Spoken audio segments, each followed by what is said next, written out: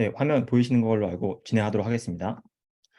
네, 안녕하십니까. 저는 오늘 소프트웨어 과목에서의 클래스원 도입 경험이라는 주제로 이제 발표를 진행하게 된 김진우라고 합니다. 네, 잘 보인다고 하시네요. 감사합니다. 네, 먼저 발표를 진행하기 전에 제 소개를 간단히 하자면은, 저는 강원대학교 소프트웨어학부에서 작년부터 근무를 하고 있고요. 저의 연구 분야는 이제 네트워크와 그다음에 클라우드 컴퓨팅 시스템 보안을 주로 연구를 하고 있습니다.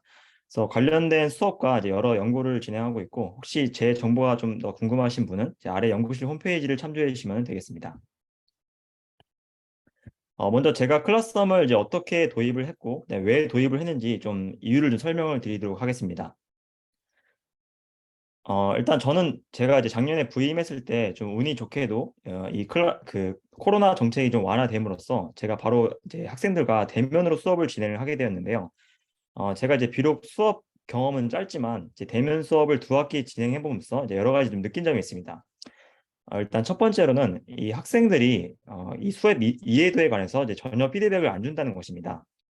제가 대면 수업 때 이제 굉장히 많이 하는 말들이 있는데요. 제가 이제 어떤 거를 설명하다가 이제 굉장히 많이 물어봅니다. 학생들에게. 지금 설명하는 거 혹시 잘 이해 가시나요? 그리고 또 이제 질문이 혹시 있으신 분은 좀 손을 들어주세요. 이렇게 많이 말을 하거든요. 근데 이제 제가 1년 동안 느낀 점은 이제 이렇게 수업 중에 학생들이 질문을 하거나 또는 리액션을 하는 경우가 이제 굉장히 거의 드물다는 것입니다. 그래서 이제 1년 지나고 나서 이제 느낀 점은 이제 이런 생각을 하게 되더라고요. 오늘 뭐 수업 때 질문은 없었지만 제가 이런 말들을 했을 때 학생들이 뭔가 이제 끄덕인다거나 아니면 이렇게 도리도리 해준다거나 이런 리액션을 해주는 것만으로도 이제 굉장히 내가 오늘 훌륭한 리액션을 받았다. 이렇게 생각하는 좀 지경에 이르렀습니다.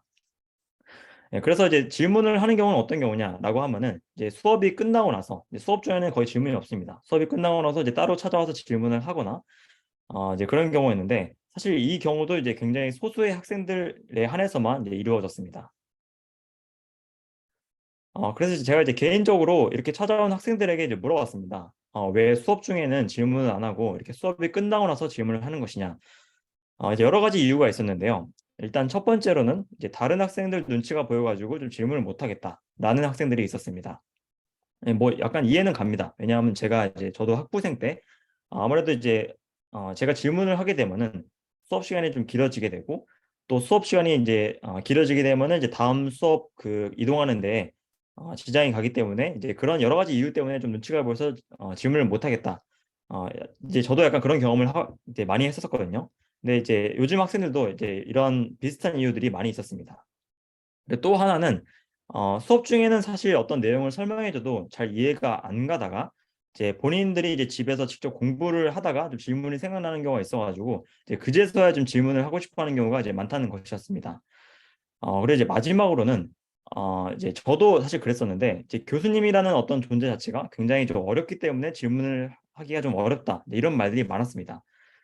사실 이제 저도 학생 때 이제 교수님한테 뭔가 말을 하게 되면은 제가 뭔가 좀 손해를 볼 것 같고 또 약간 교수님한테 뭔가 좀 그러니까 교수님의 어떤 뭔가 분노를 좀 자아낼 것 같아가지고 제가 질문을 잘 못했었거든요. 근데 이제 저는 이제 개인적으로 제가 좀 학생들과 나이 차이가 얼마 나지 않다 보니까 이제 저는 좀 어려워하지 않지 않을까 이렇게 생각을 많이 했습니다. 근데 결과적으로 이렇게 물어보다 보니까 아무래도 이제 교수님한테 좀 말을 거는 것 자체가 너무 어렵다. 이런 의견이 굉장히 많더라고요. 근데 이렇게 이유가 어떻든 간에 결과적으로 이렇게 질문이 없다는 것은 이렇게 수업의 좀 이해도를 학생들이 이제 수업을 얼마나 이해했는지를 좀 가늠하기 어렵다는 이제 그런 한계점이 좀 존재하였습니다. 그리고 이제 또 하나 이제 두 번째 문제점은 제가 이제 아무래도 소프트웨어 전공이다 보니까 어떤 코딩 과제를 낼 경우가 굉장히 많습니다. 근데 이렇게 코딩 과제야말로 굉장히 학생들의 질문 니즈가 이제 높은 분야라고 할 수 있습니다. 왜냐하면은 이제 놀랍게도 굉장히 이제 많은 학생들이 이렇게 코딩을 좀 어려워하는데요. 특히 이제 저 같은 경우는 그 2학년 과목을 많이 받게 되는데 이 1, 2학년에 이제 저학년 학생들이나 또는 이제 2학년에 이제 많은 복학생들이 있습니다. 이 복학생들이 이제 이런 코딩을 많이 잊어먹고 오기 때문에 굉장히 이 프로그래밍을 어려워하고 어떻게 과제를 좀 시작해야 되는지를 굉장히 어려워합니다. 그리고 최근에는 이 소프트웨어 전공을 이제 복수 전공하는 학생들이 굉장히 많습니다. 이 복수 전공하는 학생들은 아무래도 소프트웨어를 이제 이전에 많이 접해보지 않았기 때문에 이런 프로그래밍을 굉장히 어려워하고 또 질문을 많이 하려고 이제 많이 하고 싶어하는 이제 그런 좀 니즈가 이제 높다고 할 수 있습니다. 근데 이제 결과적으로는 사실 이렇게 메일로 물어보는 게 굉장히 많았는데 이제 왜 메일로 물어보냐고 제가 학생들에게 좀 물어봤습니다. 근데 이유 중에 이제 몇 가지를 좀 꼽자면은 이제 집에서 본인들이 이제 그 코딩을 하다가 이제 여러 가지 질문이 좀 떠올랐다. 또는 이제 본인이 좀 궁금한 게 있는데 이제 옆에 학생한테 좀 답변을 듣기보다는 이제 이런 과제를 내주신 교수님한테 직접 답변을 받았으면 좋겠다라는 좀 약간 그런 이유가 있었습니다. 이제 물론 내면에는 약간 학생 나름 약간 교수님한테 좀 열심히 하고 있다는 그런 어필을 좀 하고 싶다는 그런 의지도 있었겠죠. 근데 이제 곤란한 사항들은 뭐였냐면은 이제 제 오른쪽과 그림과 같이 이렇게 메일로 굉장히 많은 질문이 오게 됐을 때 이 학생을 이제 1대1로 케어하다 보니까 굉장히 메일함이 이제 이 학생들의 질문 메일로 가득 차게 되었습니다. 또 뿐만 아니라 이렇게 1대1로 물어보게 되면은 아무래도 이제 중복된 걸 물어보게 되는 경우가 굉장히 많았거든요. 근데 이제 아무래도 이 질문 내용과 답변을 이제 서로 공유하지 못하게 되니까 제가 이제 어떤 A라는 학생한테 뭐 어떤 답변을 했는데 또 B라는 학생한테 똑같은 내용을 답변하게 되는 이제 그런 경우가 굉장히 많이 반복이 되었습니다. 그래서 이런 경험을 이제 한 학기 하고 나서 제가 다음 학기를 준비하게 되었는데 작년 여름이었습니다. 근데 작년 여름에 이제 다음 학기에 이제 학생들의 수강 신청한 걸 봤는데요. 이제 객체 지향 프로그래밍이라는 이제 그런 과목이 있었습니다. 자바를 가르치는 그런 과목이었습니다. 근데 이 과목의 인원이 하나의 분반에는 66명, 그리고 다른 분반에는 67명이라는 이제 도합해서 약 133명이라는 그런 인원을 가지게 되었습니다. 네, 그래서 이제 전 학기 경험에 의거해서 이 모든 130여 명의 학생들이 만약에 메일로 전부 다 물어보게 되면은 내가 너무 힘들겠다. 약간 그런 생각을 이제 가지게 되더라고요. 그래서 사실 첫 학기에는 제가 이제 학교의 LMS 게시판을 좀 이용해 보자라고 생각을 해봤습니다. 그래서 이 클라스라는 이제 시스템이 있는데요. 이 클라스는 이제 강원대학교의 LMS입니다. 그래서 사실 결론적으로 말씀드리면은 이제 결과적으로 좀 실패를 했는데 왜 실패했냐라고 하면은 이제 어떤 과목은 학기 중에 약 단 5개의 질문만 이제 올라오게 되었습니다. 그래서 이거는 이제 제 나름대로 약간 문제점을 좀 분석해 봤어요. 근데 이 LMS 게시판을 한번 봤는데 일단 이 LMS 게시판은 이제 작성자가 어떤 질문을 남기게 되면은 이 작성자의 이름이 공개가 되게 됩니다. 근데 아무래도 학생들은 이제 본인의 어떤 그 이름이 공개되는 것을 원치 않더라고요. 굉장히 이제 프라이버시를 좀 중요하게 생각했습니다. 그래서 결과적으로 이제 학생들이 참여가 좀 저조하게 되는 이제 그런 결과로 이어졌고 또한 또 질문을 올리게 되더라도 이제 본인이 어떤 질문을 올렸는지 좀 내용을 이제 알리고 싶어 하지 않았습니다. 그래서 이제 질문 내용을 비공개를 했는데 사실 질문 내용을 비공개로 한다는 것은 그냥 메일로 1대1로 물어보는 것과 거의 다를 바가 없어지게 되거든요. 그래서 이제 LMS 게시판을 이용한 것과 이제 메일을 이용한 것은 거의 차이가 없게 되는 이제 그런 결과로 이어지게 되었습니다. 네, 그래서 이제 클라썸을 도입을 해봤는데요. 이제 클라썸 도입 전에 좀 제가 여러 가지 좀 고민을 많이 했었고, 그 다음에 이제 도입할 때 그냥 도입한 것이 아니라 이제 여러 가지 좀 전략을 세워서 이제 도입을 하고자 하였습니다. 그래서 일단 도입 전에 제가 좀 여러 가지 걱정을 했었는데, 이 클라썸이 아무래도 그 학생들의 여러 가지 질문을 좀 장려하는 플랫폼이다 보니까, 만약에 이런 플랫폼을 마련해 준 것은 좋은데, 만약에 학생들이 너무 불필요한 질문을 많이 하게 되면은 좀 제 일이 많아지게 되는 것이 아닌가, 이제 그런 걱정을 많이 했습니다. 더군다나 이제 저는 그 부임한 지 얼마 안 돼가지고 이제 대학원생이 없거든요. 그래서 TA를 맡아줄 학생이 없기 때문에 제가 이런 답변들을 모두 핸들링 해줘야 됩니다. 그럼 이제 제 일이 너무 많아지게 돼서 수업 준비뿐만 아니라 이제 다른 로드도 또한 이제 커지지 않지 않을까 이제 그런 생각을 많이 했습니다. 그리고 이제 마지막으로 만약에 클래스룸을 막상 도입을 했는데 이 학생들이 잘 사용을 하지 않게 되면은 약간 좀 꼴이 좀 우스워지게 되지 않을까 이제 그런 고민을 많이 했습니다. 그래서 이제 관련해서 저의 이제 선배 교수님들에게도 이제 여쭤봤는데 선배 교수님들은 아무래도 이런 새로운 플랫폼을 들여서 뭔가 더 그 너의 잡일이 더 많아질 것이다. 약간 그런 의견을 많이 주시더라고요. 그래서 약간 이제 주위에서 좀 부정적이어서 사실 좀 도입 전에 좀 고민을 많이 했었습니다. 네, 그래서 이제 제 나름대로 약간 이제 클라썸을 잘 이용해 보자, 그리고 학생들의 참여를 잘 유도해 보자라는 좀 전략을 몇 가지 세워서 이제 진행을 해봤습니다. 일단 이제 학생들이 이 클라썸에 많이 참여를 해줘야지, 해줘서 어떤 질문을 답변해주고 이제 그래야만 제 로드도 줄어들고 그 다음에 이제 서로 약간 만족하게 되는 이제 그런 일석이조의 이제 효과를 누리게 되거든요. 그래서 저는 약간 좀 조금 파격적인데 이 클라썸 참여도에 따라서 이제 성적에 이제 가산점을 부여하겠다라고 이제 공지를 했습니다. 그래서 실제로 이제 오른쪽 슬라이드는 제가 이제 지난 학기에 진행했던 과목의 이제 오리엔테이션 슬라이드인데요. 성적의 약 10%를 이제 클라스홈 참여도에 따라서 이 가산점을 부여하겠다라고 이제 공지를 했습니다. 그래서 뒤에서 이제 소개해드릴 이 클라스홈 통계 기능에 따라서 이 학생들의 질문과 답변 개수를 이제 카운트해서 이걸 이제 약간 비례해서 반영함으로써 이제 많이 답변해준 학생들에게 좀 더 가산점을 주는 식으로 이제 진행을 해봤습니다. 그리고 두 번째로는 이제 기존 LMS가 이제 있잖아요. 이제 모든 학교에 이제 LMS가 있을 것입니다. 근데 이제 LMS와 이 클라썸을 만약에 둘 다 운영할 경우에는 좀 혼동이 오지 않을까 이제 그런 생각을 했습니다.